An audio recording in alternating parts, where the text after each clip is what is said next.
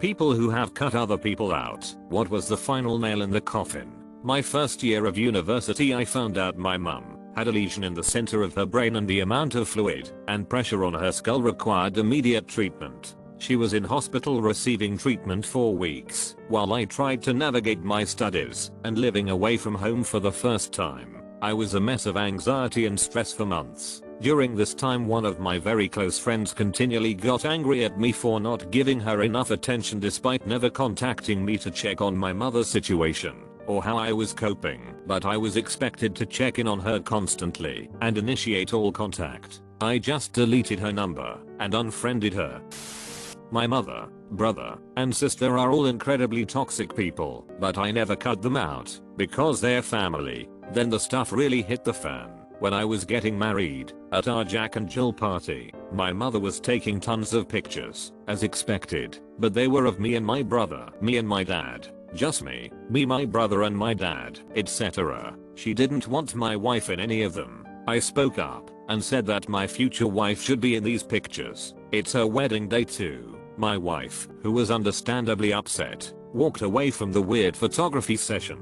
My wife and I decide to go to the backyard area and hang out with her cousin and stepbrother. My cousin and his GF join us. Things get more fun. We are joking around, having a good time. Then my mom and brother come outside extremely drunk. It was like 3 PM. My mom starts up with taking more pictures without the bride in them. So I speak up again. My mom shushes me and slaps the back of my head. My wife then says my mom can enjoy her little family reunion photos and then goes back inside. I follow to make sure she's okay. I get in conversation with her mom, aunt, and other family members of hers. We calm down and move on. We talk about getting ice cream at a place down the street. I go back outside to ask people if they want to get ice cream, as most weren't causing issues, just my mom and brother. Before I say anything, my very drunk brother starts shouting, "Screw your wife, screw her family," and began charging at me, but was caught by my dad and cousin who held him back.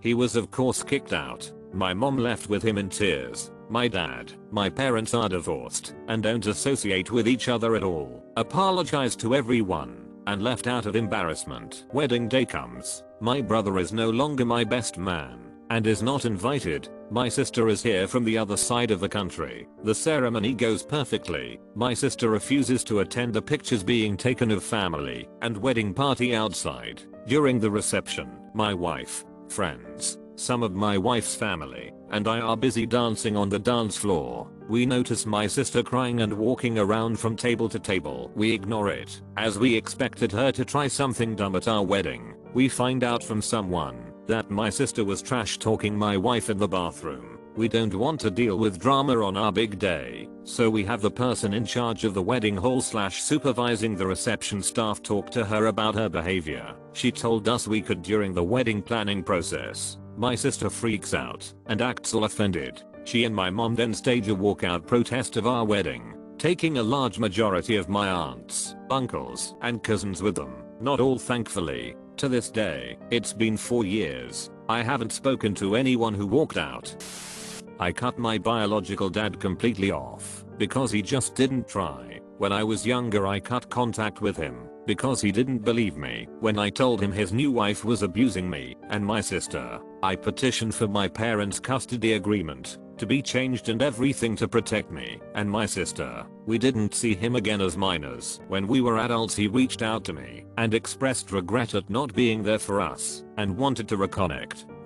Me, sister, and him met for dinner twice, and then he just started not showing up. I stopped telling my sister we were even supposed to be meeting him because she was so disappointed that he flaked, and just took her out myself, knowing he wouldn't show. I told him, after like the 5th time, that he clearly didn't care enough to even let us know he wasn't gonna show, so I wanted nothing to do with him.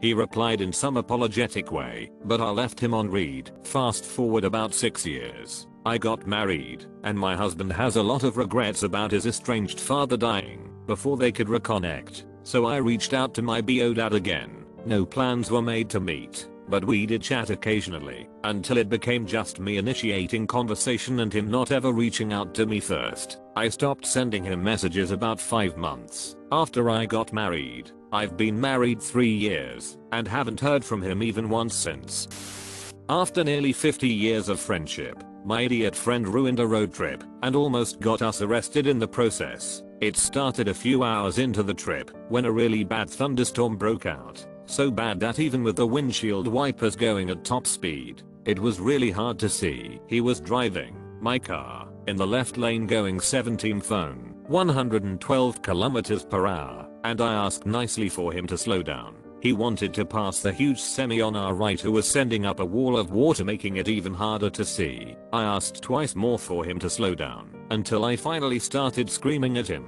to which he took offense. A few hours later we pulled into a gas station in South Carolina. Friend pulls out his one-hitter and prepares to get high. We're in the South, in a state where weed is illegal, and there are rednecks parked on both sides of us. I told him to wait until we were away from all those people. He laughed and told me I was being silly. I had to basically throw a fit to get him to wait until we could drive somewhere quiet. Mind you, this is a man in his 60s, and he was acting like a rebellious 12-year-old. I pointed out that he was putting me and my car in legal jeopardy, which was not a risk I was willing to assume. Strike 3. At the end of the day we stopped for the night at a crappy motel, a non-smoking motel with smoke detectors in the rooms. I had my back turned, and he lights up in the motel room. Did I not make myself clear back at the gas station? So we got into a verbal altercation. He accused me of being a killjoy, paranoid, seeing danger around every corner. I told him that a good friend respects the boundaries of their friends, and if it's a choice between the person who is willing to take a risk and the one who would prefer not to, you have to go with the one who doesn't want to risk their safety. He didn't agree with me. Unfortunately, this was a 10-day trip and we had a lot of driving to do. I was a real B most of the time because he just didn't get why I was angry and he wouldn't apologize. I almost dropped him off at an airport so I didn't have to drive back with him. After we got home, he kept emailing me trying to rekindle a friendship. After lots of emails back and forth, he finally sort of understood why I was so mad at him, and he apologized. But I practically had to dictate the apology and he just parroted my words, which appeared to me that he still didn't get it. And I don't need people like this in my life who don't respect reasonable boundaries and make me feel unsafe. I'm the youngest of 7.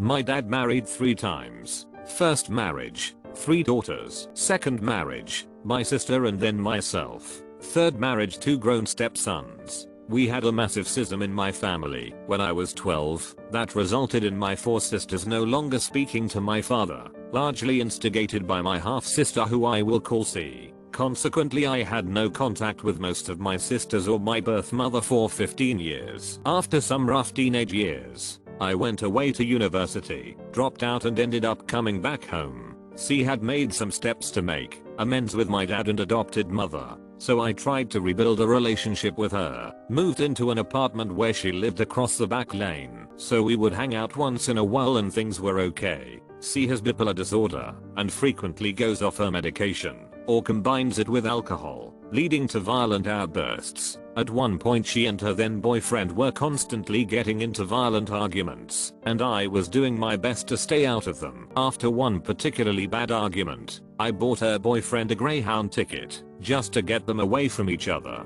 She came over fuming and punched me in the face, breaking my nose. Couple days later I got an eviction notice as the only other tenant had complained to the leasing company. I was in a really bad spot and ended up sleeping on a friend's couch for 6 months. C offered to take care of my cat as I couldn't take him to my friend's place. Mid-February, on a -40°C night, I found my cat sitting outside the back of our store. She put him outside and forgot about him, and through some miracle he managed to find his way to me. Despite this, I tried to maintain a relationship with her because I wanted to be in the lives of my niece and nephew. One year I bought them Gamma Boys for their birthdays, only to find out she almost immediately took them away and pawned them. Flash forward a few years, my 2 oldest sisters died a couple months apart, and in the course of grieving, I was able to build a relationship again with my birth mother and other sister. C took it especially hard, and I did what I could to help her deal with it. I got really sick in 2014, and it turns out I had undiagnosed celiac disease. So I spent a year and a half of barely being able to stay awake and being massively malnourished before I got diagnosed. My birth mother and sister were the only reason I survived. They brought me food and helped me navigate my way out of being on disability. In 2016, on her birthday, I was going to take my birth mother out for lunch. She messaged me in the morning that she wasn't feeling well and we'd have to do it another day. A few days later, when she wasn't answering messages and hadn't turned up at work, the police did a wellness check and she'd had a massive stroke and passed away. I sent C a message on Facebook breaking the news. She didn't respond all day. Finally, exhausted, I passed out around 2 AM. Woke up several hours later to a flurry of messages with C freaking out because we were going to steal all our birth mother's money. She didn't have any and was actually heavily in debt. We started working on funeral arrangements and found out C had contacted the largest funeral home in the area and set up a very expensive funeral plan. C didn't have money either and had been on social assistance or disability for most of her adult life. She expected us to pay for it, none of our very well off. After another flurry of Facebook messages accusing myself and my other sister, I told C she was a garbage person and I wanted nothing to do with her. We ended up getting mom cremated and had a small service at the seniors center she worked at. C and her now adult kids raided mom's apartment and took basically everything of value. The only thing I took from her possessions was a cheap metal lighter.